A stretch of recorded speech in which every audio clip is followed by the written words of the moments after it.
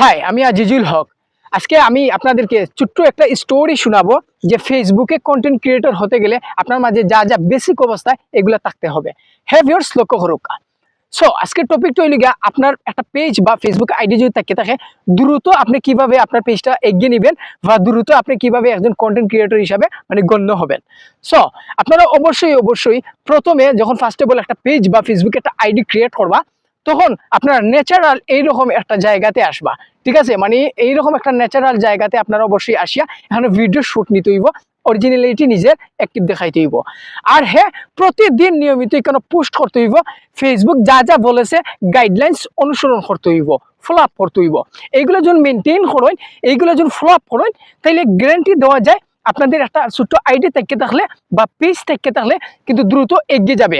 কারণ ফেসবুক বা যে কোনো প্ল্যাটফর্ম চায় আপনারা এখানে নিজের অরিজিনালিটি দেখাও, নিজের উপস্থাপনাটা, নিজের সবকিছু যদি রিয়েলিটি থাকে, তাইলে 100% শিওর আপনাদের ভিডিও অন্যান্য অডিয়েন্সের কাছে কিন্তু পৌঁছাতে পারে।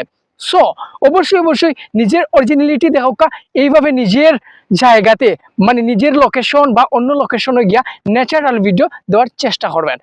গ্যারান্টির সাথে হওয়া যায় আপনার ভিডিও কোনো না কোনো একদিন র্যাঙ্ক করবে অন্য অডিয়েন্সের কাছে, নন ফলোয়ার্স যারা আছে। সাপোজ আমি আপনার একজন ফলোয়ার্স, অ্যাক্টিভ ফলোয়ার্স। সো অনেকে আছে আপনার ফলোয়ার্স নাই, অ্যাক্টিভ নাই এরা, তো এরা হচ্ছে আপনার নন ফলোয়ার্স। তো অপরিচিত যারা আছে তাদের কাছে আপনার ভিডিওটা পৌঁছাতে হবে, অডিয়েন্সদের কাছে প্রচুর পরিমাণ ভিডিও আপনার পৌঁছাতে হবে। সো মাথায় এগুলো রাখতে হবে, নিজের ভিডিওগুলো এখানে মেক করতে হবে।